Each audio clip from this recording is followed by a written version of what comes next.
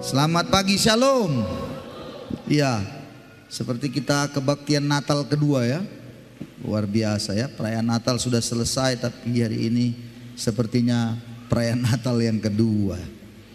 Luar biasa Tuhan bersama kita. Adakah amin di antara saudara?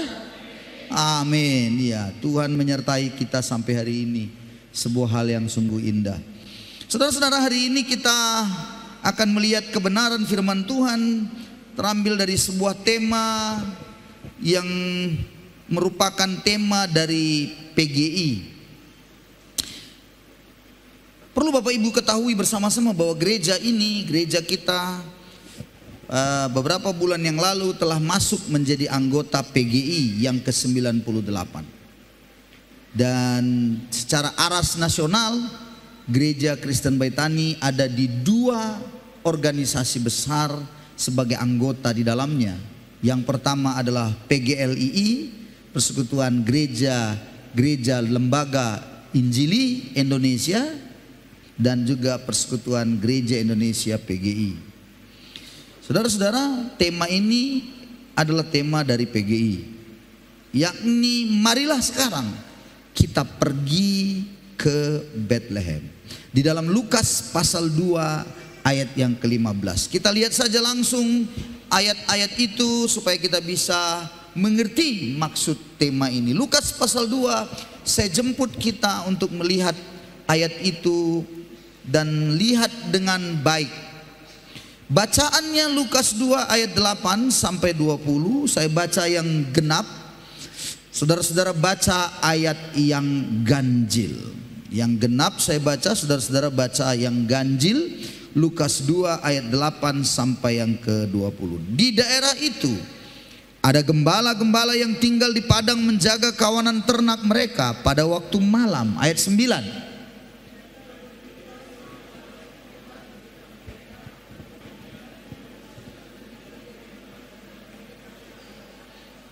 Lalu kata malaikat itu kepada mereka, jangan takut, sebab sesungguhnya aku memberitakan kepadamu kesukaan besar untuk seluruh bangsa. 11.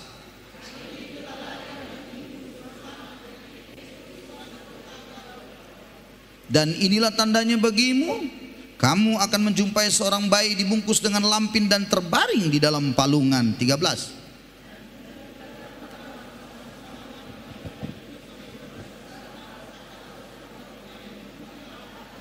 Kemuliaan bagi Allah di tempat yang maha tinggi dan damai sejahtera di bumi di antara manusia yang berkenan kepadanya. Selanjutnya,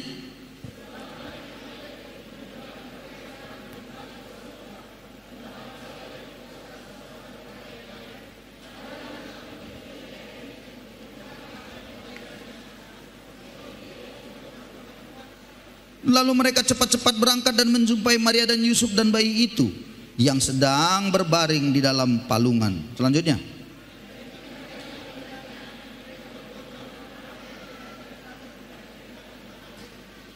dan semua orang yang mendengarnya heran tentang apa yang dikatakan gembala-gembala itu kepada mereka. 19.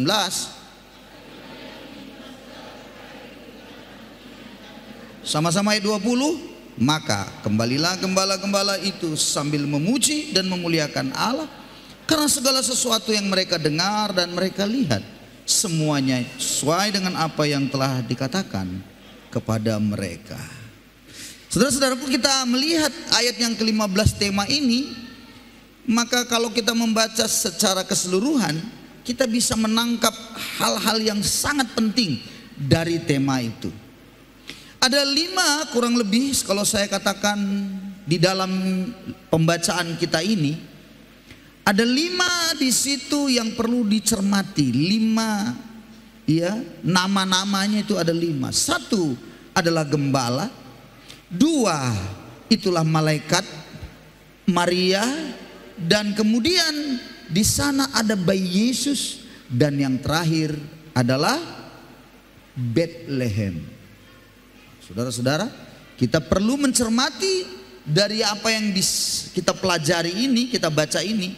Dari 5 ini, inilah di dalam kisah ini menjadi sebuah topik yang penting untuk kita ketahui bersama-sama.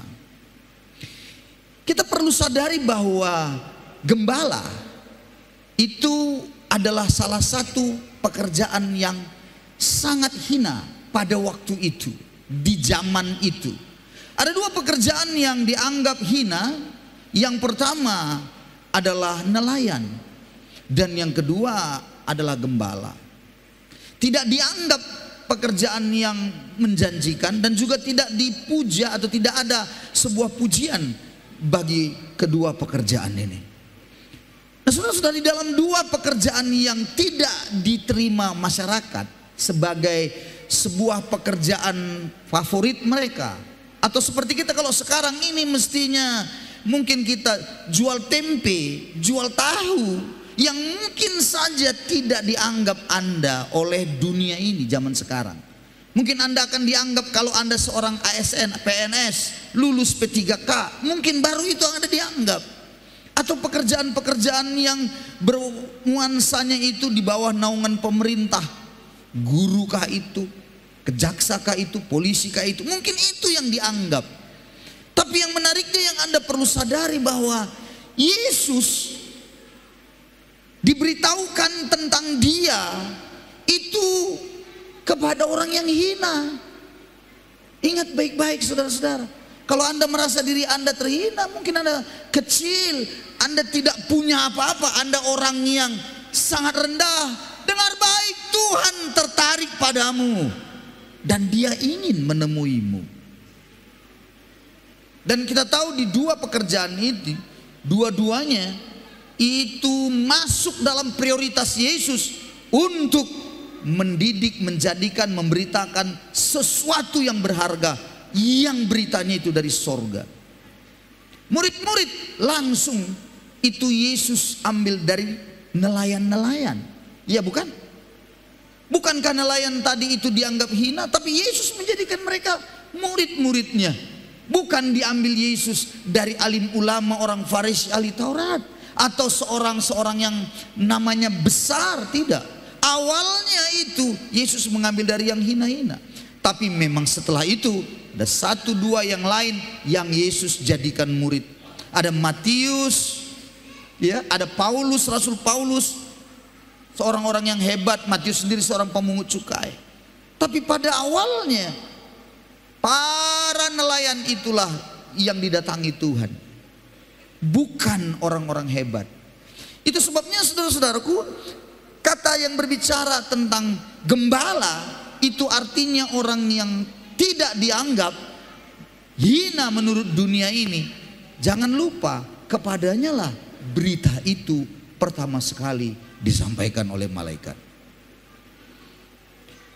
Selanjutnya kalau kita melihat lagi, malaikat yang memberitakan kepada Maria itu malaikat Gabriel memberikan sebuah pesan. Pesannya ini luar biasa. Pertama sekali malaikat itu berbicara kepada malaikat Gabriel berbicara kepada Maria. Apa isinya? Saudara-saudara, kalau kita membaca dengan teliti firman Tuhan yang kita baca dari mulai Kejadian sampai Wahyu, maka itu semua ada benang merahnya, ada garis yang luar biasa. Tuhan membuat sebuah skenario yang indah sekali tentang yang namanya penyelamatan manusia.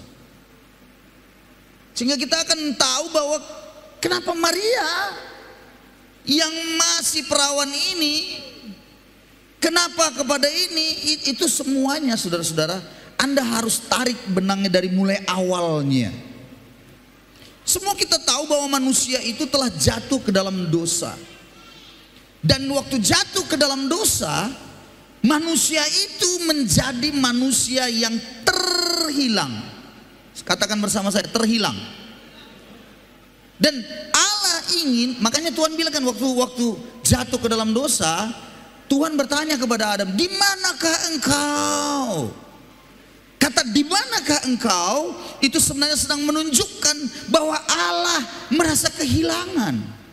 Bukan berarti Allah tidak tahu, Dia Maha tahu. Tapi ada sebuah hubungan yang tidak bisa tidak, telah putus. Hilangnya itu saudara-saudara, Allah dengan kasihnya, dalam maha kasih dia, maha kasihnya itu luar biasa. Dia ingin manusia ini kembali kepadanya. Manusia itu ingin kembali dia bawa. Tetapi tidak bisa lagi karena dosa itu. Namun Allah memberikan sebuah janji, yang janji itu berkata bahwa dalam kitab Kejadian bilang, perempuan itu katanya akan meremukkan keturunannya, akan meremukkan keturunan si ular. Perhatikan ayat ini betul-betul harus dimengerti, bahwa di ayat inilah ayat pertama dalam Kejadian 3 ayat 15, Tuhan membuat sebuah permusuhan. Bukan manusia yang membuat pertama permusuhan, bukan, Tuhan sendiri. Tapi permusuhannya itu apa? Permusuhan yang sesungguhnya adalah antara keturunan perempuan dengan keturunan iblis, ular itu. Itu musuhnya. Makanya di dalam kitab Perjanjian Baru selalu disebutkan musuh kita bukan darah dan daging. Musuh kita adalah penguasa di angkasa, pemerintah di angkasa, roh-roh jahat di udara. Itulah kekuatan kerajaan setan. Itu musuh kita, bukan darah dan daging. Artinya sesama, suami, istri, tetangga, siapa saja, bukan. Allah menetapkan permusuhan yang sesungguhnya itu antara keturunan perempuan dengan keturunan ular. Nah, menariknya keturunan perempuan itu akan meremukkan. Perhatikan kalimat itu. Meremukkan artinya menghancurkan keturunan ular itu. Tetapi keturunan ular, iblis itu akan memagut tumit dari keturunan perempuan. Nah, ingat, ular itu berbisa. Kalau berbisa berarti bisanya akan naik pelan, begitu sampai jantung, tak, itu pasti mati. Jadi artinya keturunan perempuan itu harusnya nantinya itu meremukkan si iblis, tapi dia harus mati. Saudara-saudara, begitulah sesuatu di dalam kasih Allah yang besar.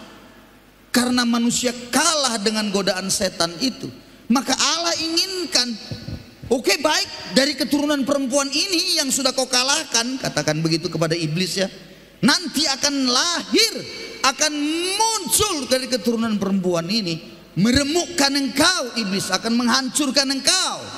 Nah, keturunan perempuan itulah yang dinanti-nantikan manusia berabad-abad, beribuan tahun. Dan tibalah saatnya bahwa itu akan digenapi dalam penggenapan yang luar biasa. Keturunan perempuan yang dimaksud itu adalah Maria.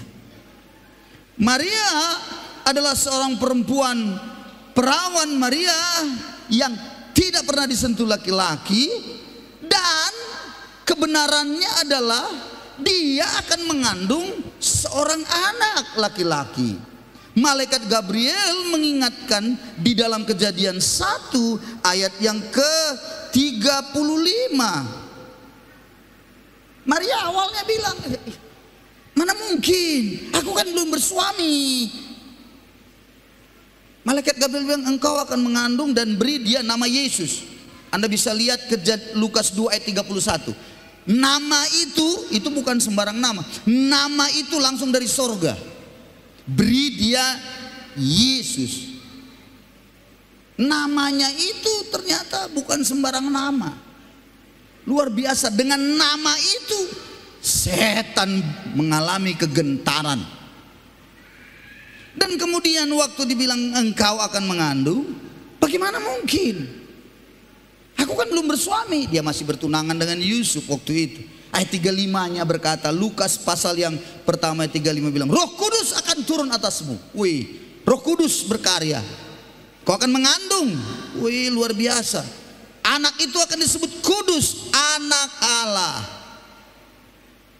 Luar biasa sekali. Dan yang menarik, ayat 38, Lukas 1 ayat 38, ini menjadi penentu Apa penentunya?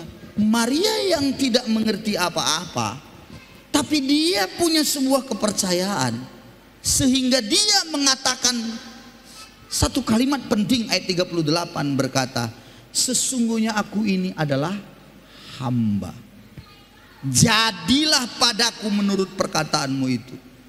Dia terima itu. Okelah, aku ini hanya hamba, ya. Doulos, budaknya Kristus, budaknya Allah. Aku ini nggak ada apa-apanya, aku ini hanya hamba. Hamba itu tidak punya hak, dia cuma menerima tanggung jawab saja. Dan dia berkata, aku ini hamba, jadilah padaku. Begitu dibilang jadilah, maka bisa dibayangkan mengandunglah Maria langsung pada waktu itu. Dan kemudian yang menariknya adalah Maria kemudian bersama dengan Yusuf, dan kemudian mereka tiba di Bethlehem. Kenapa tiba di Bethlehem? Karena waktu itu ada sebuah perintah bahwa semua orang di dalam pemerintahan, di bawah pengawasan kekuasaan kerajaan Romawi harus dicatat, didata, disensus bahasanya. Sehingga mereka pun pergilah kemana? Ke kampungnya, namanya Bethlehem. Singkat cerita, saya tidak perlu cerita panjang lebar, Anda tahu bahwa kemudian di dalam perjalanan sampai di Bethlehem, tidak ada rumah penginapan, mereka ada di belakang di kandang domba. Dan kemudian lahirlah Yesus di sana. Pada waktu lahirnya itulah gembala-gembala diberitahu. Wow, menarik sekali. Menarik betul. Waktu diberitahu, berita itu disampaikan kepada gembala. Saudara-saudaraku, gembala juga terkejut. Wah, pasti bingung. Siapa? Bagaimana? Mereka, jadi ayatnya berkata mereka takut. Nah, Lukas 2 ayat 10 sampai 11. Ada satu hal yang harus dicermati di situ karena ini pernyataan malaikat. Ingat tadi ada lima tadi yang kita katakan, ya, menjadi sebuah hal yang perlu dicermati. Salah satunya adalah malaikat. Malaikat itu menyampaikan, hari ini telah lahir bagimu. Perhatikan kalimat penting ini. Seorang juru selamat, Kristus Tuhan di kota Daud. Jadi siapa yang mengatakan Yesus itu Tuhan? Yang pertama waktu disampaikan jelas adalah malaikat yang menyampaikan. Kristus Tuhan. Ini ada orang-orang sana ini kadang-kadang bingung. Mana ayatnya yang bilang Yesus mengatakan akulah Tuhan? Seolah-olah pertanyaan itu pertanyaan hebat, padahal pertanyaan anak TK itu. Merasa bahwa paling hebat lah, mana kalau ada memang aku akan jadi Kristen. Bodoh-bodoh. Itu pertanyaan anak taman kanak-kanak itu. Tapi merasa hebat. Tapi begitu nanti ditunjukkan, dijelaskan apakah dia menjadi Kristen? Enggak juga, cuman kerjanya selalu mengotak-ngatik, menjelekkan dan menghina kebenaran. Dan Anda akan lihat itu banyak di luaran sana. Tapi saya mau beritahu, malaikat yang pertama bilang, yang lahir ini adalah juru selamat Kristus Tuhan di kota Daud. Anda harus mengerti ayat ini. Sungguh-sungguh harus bisa menangkap di kota Daud. Kenapa kota Daud? Karena Daud itu lahirnya di Bethlehem. Dia diurapi juga di Bethlehem oleh Nabi Samuel dahulu kala. Dan Daud sudah dinubuatkan bahwa dari keturunan Daud jugalah. Jadi Yesus itu dia dari keturunan perempuan, bukan keturunan laki-laki, karena Yesus itu bukan lahir dari hasil hubungan suami istri. Yesus itu lahir karena firman yang menjadi daging, yang disebut Roh Kudus, ya, dikandung oleh Roh Kudus, ada di dalamnya. Sang firman menjadi daging, saudara-saudaraku. Dan selanjutnya diberitahukan lagi bahwa dia akan lahir di Bethlehem. Saudara-saudara, tentang sekali lagi bagaimana tadi sudah saya katakan benang merah itu terus kalau Anda cermati Kejadian, Keluaran, Imamat, Bilangan, Ulangan, Yosua, semuanya ada menuliskan tentang yang nantinya itu akan datang. Namanya di sana nanti baru disebutkan Yesus. Nabi-nabi semuanya menuliskan bahwa nantinya akan ada. Sampai tempatnya pun diberitahu di mana lahirnya. Siapa dia diberitahu oleh para nabi-nabi. Wow. Jadi saudara-saudara harus nangkep. Maka poin yang selanjutnya kita masuk ke poin yang kelima adalah Bethlehem. Tadi sudah ya. Gembala sudah. Maria sudah. Malaikat sudah, oke? Dan kemudian sekarang kita masuk kepada Bethlehem. Yesus itu siapa? Sudah, bahwa dia adalah juru selamat, Kristus, Tuhan. Ingat itu, itulah bayi Yesus. Nah sekarang sesuai dengan tema, marilah kita ke Bethlehem. Marilah sekarang kita pergi ke Bethlehem. Mengapa kata Bethlehem di situ? Mengapa mesti ke Bethlehem? Mengapa marilah kita tidak pergi ke Sirombu misalnya? Atau Gunung Sitoli misalnya? Tapi mesti ke Bethlehem. Ada apa? Ingat yang pertama kita harus tahu dulu tadi bahwa juru selamat Kristus Tuhan di kota Daud. Juru selamat artinya apa? Juru selamat, berarti juru itu tukang. Maka Yesus, bayi Yesus itu adalah tukang yang menyelamatkan. Juru masak berarti tukang masak. Juru mudi, tukang kemudi. Yesus itu juru selamat yang sanggup menyelamatkan. Dan dia adalah piawai di dalam menyelamatkan. Dan kemudian kata Kristus, Kristos dalam bahasa Yunaninya itu berbicara tentang yang diurapi. Dan Yesus itu diurapi. Wow, luar biasa. Daud diurapi dengan minyak di Bethlehem. Tuhan artinya penguasa tunggal. Kurios bahasa Yunani yang sering dipakai. Dan yang terakhir diberi nama dia Yesus. Jadi mari kita pergi ke Bethlehem. Kenapa? Karena di sana ada yang bisa menyelamatkanmu. Halo. Dia Tuhan, dia penguasa dalam hidupmu. Dia yang diurapi menjadi raja dalam dirimu. Pergi ke sana, kau menemuinya. Tapi banyak orang kan tidak mau. Waktu dibilang Yesus juru selamat, dia bilang kan banyak yang bilang enggak, aku yang lebih tahu hidupku. Aku yang lebih mampu. Yesus raja, enggak. Akunya raja itu. Aku yang ngatur diriku sendiri. Suka-sukaku. Mau kemana saja. Suka-sukaku. Jangan kau atur-atur. Begitu kira-kira. Padahal di sana ada Yesus yang mau menguasai dirimu sehingga akan menuntun engkau dan akan memimpin jalan hidupmu. Tapi banyak orang kan tidak mau. Dan ajakan marilah kita ke Bethlehem itu ajakan kepada kita semua supaya datanglah pada Yesus itu.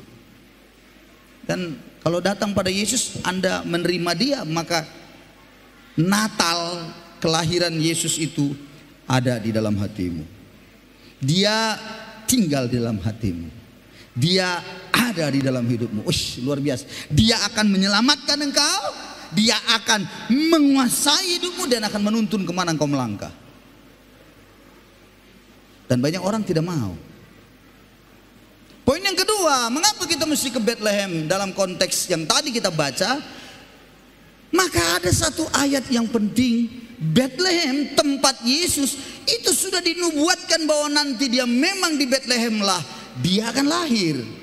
Mika pasal 5 ayat 1, seorang nabi kecil tetapi diberikan sebuah pesan nubuat oleh Tuhan padanya.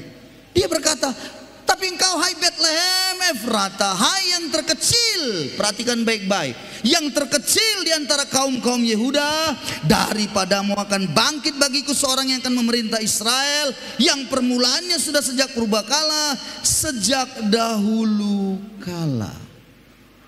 Lihat baik-baik, Bethlehem, kota yang terkecil, bukan kecil lagi. Ayatnya coba perhatikan, kota yang terkecil. Jadi kalau misalnya kota di seluruh Nias ini yang mungkin dibilanglah kota Gunung Stoli yang besar, yang terkecil, yang cari mungkin kecamatan pun belum, listrik pun mungkin belum masuk, terkecil.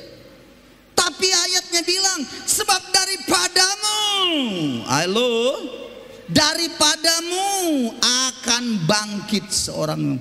Jadi begini maksudnya, kalau saya ambil bagian saya terkecil, berarti kalau saya terkecil di antara semua orang, oke, saya terkecil, tapi begitu lahir Yesus itu di dalam saya, berarti saya bukan menjadi orang terkecil lagi, karena ada seorang besar di dalam saya.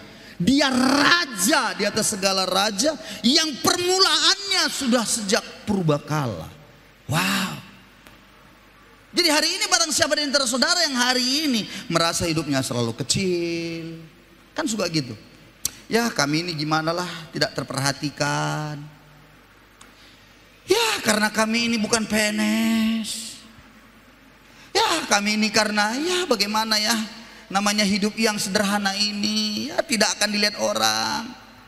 Omongan Anda selalu begitu. Halo, Anda salah. Kalau Anda Yesus Anda di dalam diri saudara, Anda bukan yang terkecil. Katakan amin. Tidak usah merasa selalu terkecil. Kadang-kadang berkata, tidak ada yang peduli aku, tidak ada yang mengerti aku. Alang mai. Apa? Selalu siapalah aku ini. Kalau doa pun sudah aneh doanya. Tuhan, siapalah aku ini Tuhan. Aku hanya cacing di hadapanmu. Itu betul-betul doa kurang asam itu. Kenapa? Kalau kau bilang kau cacing, kan Bapak di surga Bapak cacing. Jangan kau bilang saya ini tidak ada apa-apanya. Sudahlah, tidak ada peduli saya. Anda sudah salah. Itu menunjukkan Yesus tidak hidup di dalam saudara. Orang yang disebut terkecil, kota yang disebut terkecil, siapapun kita yang dianggap terkecil, tapi ada Yesus di sana, menjadi luar biasa. Katakan amin. Bilang dulu kiri kananmu, ada nggak Yesus di dalam hatimu? Bilang, tanya dulu dia dulu. Sebelum saya lanjut, tanya dulu. Saya khawatir sekali. Ada nggak Yesus dalammu? Tanya dia. Hah? Apa katanya? Hah? So Yesus pada deme, pakai bahasa Inggris sedikit. Ah, ada apa? So ba? So. Mana buktinya? Mana buktinya? Hah? Salah satu yang kutengok kalau ada Yesus dalam dirinya, buktinya yang paling utama adalah nengok mukanya. Kalau muka, maaf ya saudara, nggak ada. Apalagi kalau mulai berat sebelah, kalau itu kan ke depan. Biasanya kalau ke depan itu penuh dengan apa? Keseriusan katanya. Serius saya Pak, dengar firman. Kayak serius sekali. Dengar, kalau ada Yesus dalam diri saudara, saudara bersuka cita, bukan sok-sok serius. Walaupun namamu serius, tapi bisa jadi enggak serius, enggak usah sok-sok serius. Lebih baik engkau berkata, hari ini aku punya masalah, ada masalah, tapi aku percaya ada Yesus di dalamku. Dia menguasaiku, Dia juru selamatku. Selesai nanti dibuatnya. Itu baru bagus. Maka Anda menghadapin orang, ketawa, senyum. Amin. Bukti nyata nanti ada orang yang datang pada saudara, dia akan minjam uang saudara. Loh, ketawa. Berarti ada pengalaman saudara. Nanti dia minjam uang saudara, pinjam dulu uangmu lah katanya. Padahal kita pun kekurangan.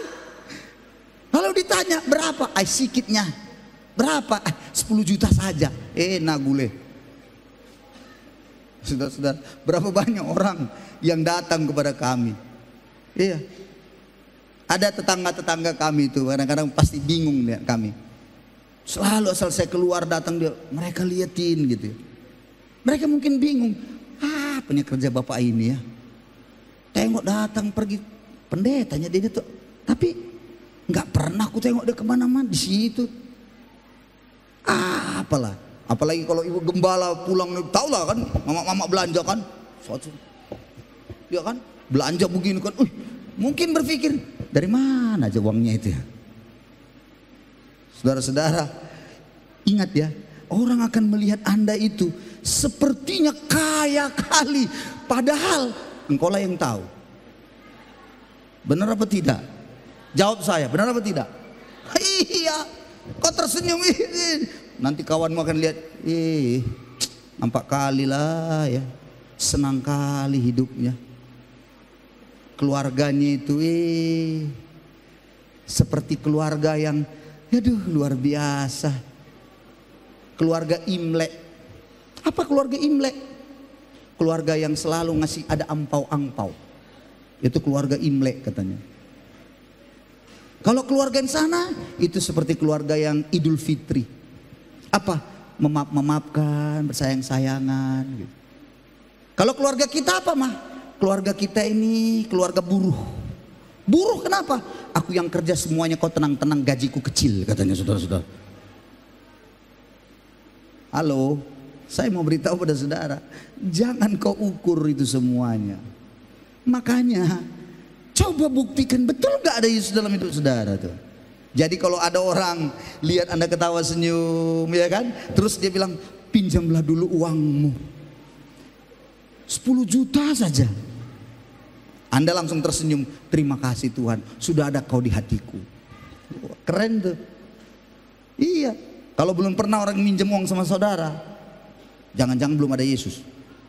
Kenapa saudara-saudara? Karena ditengoknya Anda merengut, terus langsung ditengok orang, nggak ada uangnya ini. Halo, diperhatikannya mukanya, nggak ada uangnya ini, kosong ini kosong. Tengok mukanya itu marah-marah terus, kosong. Saudaraku, sekali lagi saya tanya saudara, adakah juru selamat itu dalam hatimu? Amin. Adakah Kristus Tuhan itu dalam hidupmu? Maka poin yang ketiga kita akhiri. Yang ketiga, kata Bethlehem itu sendiri. Bethlehem dalam bahasa Ibrani yang dipakai, yang sering digunakan dan memang dicatat adalah Bethlehem. Bethlehem itu bahasa Ibraninya adalah rumah roti. Rumah roti, Bethlehem itu rumah roti. Jadi marilah kita pergi ke Bethlehem. Kenapa? Karena di sana rumah roti. Artinya apa? Tuhan menyediakan apa yang kau perlukan. Katakan amin. Pergi ke Bethlehem itu berarti engkau butuh sesuatu yang namanya kecukupan dari Tuhan. Tuhan sanggup memberkatimu, Tuhan sanggup menolongmu, apa saja pun yang persoalan dalam dirimu. Itu sebabnya Natal sebenarnya Natal itu bukan perlu pentingnya itu perayaannya itu bukan, tapi yang pentingnya itu adalah dihidupi, bukan dirayakan sebenarnya. Dihidupi dalam diri Anda dan saya. Dalam Anda menghidupi itu, baru Anda berkata, yes, Anda membuat sebuah perayaan. Perayaan apa? Sukacita, karena Anda sudah dicukupkan Tuhan, karena Anda sudah ditolongnya, karena Anda sudah disertainya. Haleluya. Amin saudara-saudaraku. Maka oleh karena itu, pada hari ini, kalau Anda pulang, betapa rindunya saya. Pulanglah Anda hari ini dengan berkata, ada Yesus di dalam diriku. Oh, juru selamat itu ada padaku. Tuhan itu ada padaku. Kristus yang diurapi itu ada padaku. Maka aku akan berjalan di dalam dunia ini bersama dengan dia. Pergi ke Bethlehem itu berbicara Anda akan mendapatkan banyak pertolongan Tuhan dalam hidup saudara. Jalani hidup Anda Jangan mukanya masam. Jangan mukanya seperti kena tendangan penalti yang mukanya itu kesem betul. Berat sebelah. Apalah tahu berat sebelah? Berat sebelah. Ibu-ibu kalau sudah berat sebelah, istri kalau sudah berat sebelah wajahnya, seorang suami harus pandai-pandai menjinakkannya. Kalau tidak, Anda bisa membangunkan harimau yang sedang tidur. Itu sebabnya Anda perlu apa? Anda perlu berkata, Yesus ada di hatimu, Ma.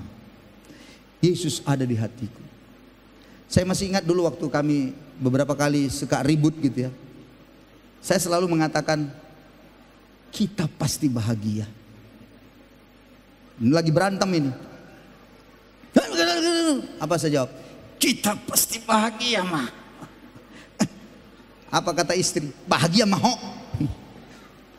Alang mah bahagia mi, katanya. Makanlah bahagiaku itu. Tapi terus kita pasti bahagia terus. Mengapa? Karena kita punya sebuah keyakinan bahwa Yesus pasti menyelesaikan semuanya. Katakan amin. Enggak lama nanti dengan senyum gitu, kita pasti bahagia. Ketawa sendiri. Kau itu aja yang kau bilang, katanya.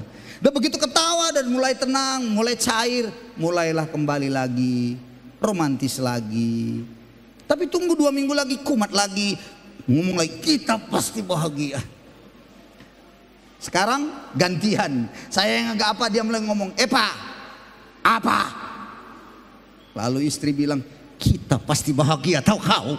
Saya jawab, iya. Lebih bagus Anda ngomong begitu daripada keluar kalimat-kalimat yang gak beres. Lebih bagus. Dan Anda bisa menjalani hidup dengan sebuah keyakinan karena ada Yesus dalam keluarga saudara. Juru selamat itu ada dalam keluargamu. Marilah kita pergi ke Bethlehem. Maka hari ini pergilah Anda ke Bethlehem dalam pengertian datang pada Kristus, terima Yesus dalam hidup saudara.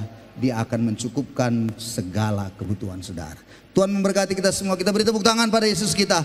Haleluya. Amin. Amin. Amin. Mari kita nyanyi. Kita datang.